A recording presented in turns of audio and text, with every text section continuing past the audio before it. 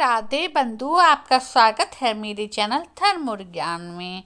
आज हम जानते हैं कि एकादशी का व्रत कब रखा जाएगा। फिर हम एकादशी की कथा का श्रवण करते हैं। एकादशी का व्रत भगवान विष्णु को समर्पित है और उत्पन्ना एकादशी का विशेष ही महत्व है। मार्गशीर्ष मास की कृष्ण पक्ष की एकादशी उत्पन्ना एकादशी है। इस दिन जो भी एकादशी का व्रत करना चाहते हैं वो उत्पन्ना एकादशी से व्रत का शुभारंभ कर सकते हैं।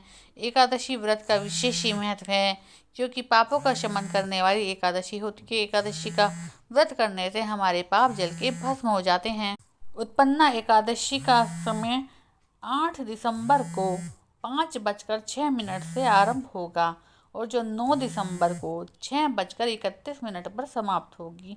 उदया तिथि में एकादशी का व्रत 8 दिसंबर को रखा जाएगा। उत्पन्ना एकादशी के व्रत का पारण समय 9 दिसंबर को किया जाएगा। 9 दिसंबर को व्रत का पारण समय 1:15 से दोपहर 3:19 तक रहेगा। पारण तिथि दिन के हरिवासर समाप्त होने के समय दोपहर 12:41 पर है। 9 दिसंबर को वैष्णवों की उत्पन्ना एकादशी है। 10 दिसंबर को वैष्णव उत्पन्ना एकादशी का पारण करेंगे। इनका पारण समय 10 दिसंबर को सुबह 7:02 से शुरू होगा और 7:13 तक रहेगा। पारण तिथि के दिन द्वादशी समाप्त होने से पहले सुबह 8:13 तक रहेगा। उत्पन्ना एकादशी के व्रत की कथा का श्रवण करते हैं। श्री सूत जी 88,000 ऋषियों से कहने लगे, विधि सहित इस एकादशी व्रत का महात्म और जन्म की कथा भगवान श्री कृष्ण ने युधिष्ठिर जी को सुनाई थी। सतयुग में एक महाभयंकर मूर नाम का राक्षस प्रकट हुआ।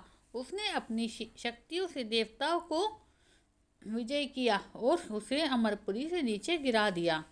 वे बेचारे मृत्युलोक की गुफाओं में निवास करने लगे और कैलाशपति की शरण में जाकर दैत्यों के अत्याचारों का और अपने महान दुख का वर्णन किया। शंकर जी उनसे कहने लगे, आप भगवान विष्णु की शरण में जाइए। आज्ञा पाकर सब देवता क्षीर सागर में गए, जहाँ शेष नाग की शैया पर भगवान विष्णु शयन कर रहे थे। वीर मंत्रों द्वारा स्तुति की और भगवान को प्रसन्न किया। तब प्रार्थना करने पर इंद्र कहने लगे, एक जंग नाम का दैत्य ब्रह्म वंश से चंद्रावती नगरी में उत्पन्न हुआ। उसके पुत्र का नाम मूर है। उस मूर दैत्य ने हमें स्वर्ग से निकाल दिया। आप ही सूर्य बनकर जल का आकर्षण करता है। आप ही मेघ बनकर जल बरसाता है। भूलोक में बड़े बड़े देवता उसके शरणार्थी बन चुकी हैं। अतः आप उस बलशाली दैत्य को मारकर हमारा दुख दूर कीजिए। भगवान बोले, देवताओं मैं शत्रु का शीघ्र ही संहार करूंगा। आप निश्चित होकर चंद्रावती नगरी पर चढ़ाई करो।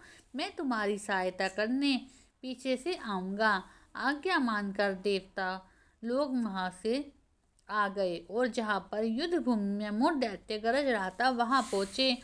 युद्ध आरंभ हुआ, परंतु मूर के सामने देवता घड़ी भर भी न ठहर सके। भगवान विष्णु जी भी वहाँ पहुँचे और सुदर्शन चक्र को आज्ञा दी, शत्रु का संहार करो। चक्र ने चारों ओर सफाई कर दी। चक्र मूर दैत्य का सिर न काट सका और न ही गर्दन गदा तोड़ सकी। भगवान ने सारंग हाथ में लिया और बाणों द्वारा युद्ध प्रारंभ हुआ और शत्रु को फिर भी मार न सके। अंत में कुश्ती करने लगे। हजारों वर्ष व्यतीत हो गए, परंतु प्रभु का दावबंद एक भी सफल न हुआ। मूर दैत्य पर्वत के समान कठोर था। प्रभु का शरीर कमल के समान कोमल था। वह थक गए। मन में विश्राम करने की इच्छा उत्पन्न हुई, लेकिन शत्रु को पीठ दिखाकर भाग चले। आपकी विश्राम भूमि बद्रिकाश्रम थी। वहाँ एक गुफा 12 योजन की थी। हेमवती उसका नाम था। उसमें घुसकर सो गए। मूर दैत्य भी पीछे पीछे चला गया।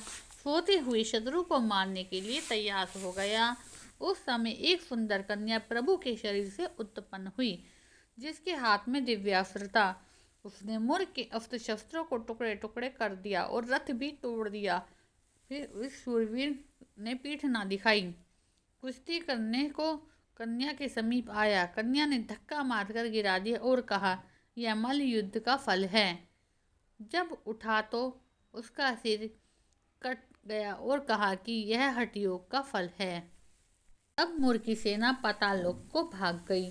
भगवान निद्रा से जागे तो कन्या बोली, यह दैत्य आपको मारने की इच्छा करके आया था। मैंने आपके शरीर से उत्पन्न होकर इसका वध किया। भगवान बोले, तुम सर्व देवताओं की रक्षा की है, मैं तुम पर प्रसन्न हूँ, वरदान देने को तैयार हूँ।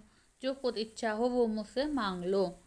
कन्या बोली, जो मनुष्य मेरा व्रत करेगा उसके घर में दूध, पुत्र, धन, धान्य का निवास रहेगा और अंत में आपके लोक को प्राप्त करेगा। भगवान बोले, तू एकादशी तिथि को उत्पन्न हुई है, इस कारण तेरा नाम एकादशी प्रसिद्ध होगा।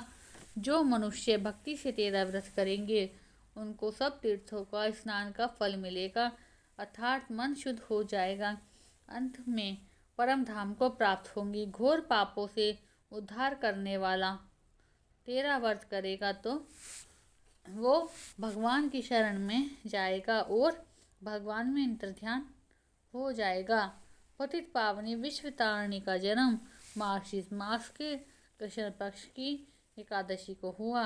इस कारण इस एकादशी को उत्पन्ना एकादशी कहते हैं। बोलो उत्पन्ना एकादशी की जय हो, एकादशी मैया की जय हो, विष्णु भगवान की जय हो। कथा सुनकर आरती सुनते हैं। राधे राधे लिखना ना भूलें।